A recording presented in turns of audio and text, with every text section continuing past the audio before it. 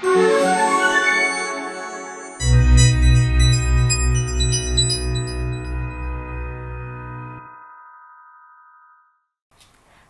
I'm Katelyn Mason.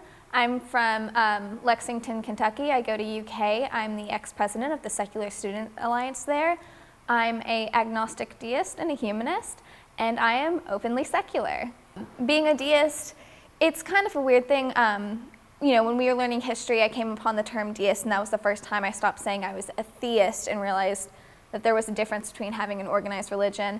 And then it got to the point where it's not that I can necessarily say there's something I believe in, but there's not something I don't believe in, and I probably lean closer to believing in some sort of thing. At the end of the day, it doesn't really affect much. It's more of a title. I'm, for all intents and purposes, an atheist.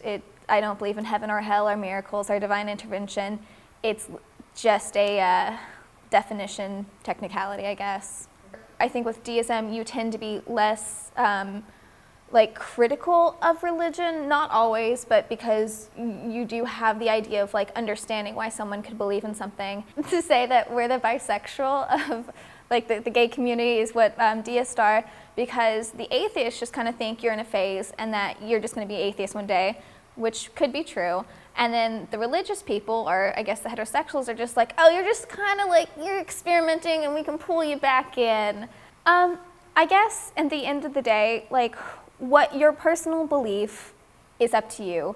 I hear a lot of Christians try and say that their relationship is a relationship with God, which is all fine and dandy until you bring religion into it and you have this doctrine and you have this set of rules.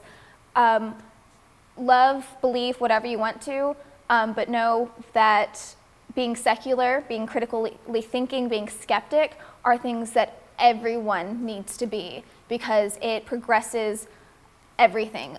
It progresses the science, it progresses our culture.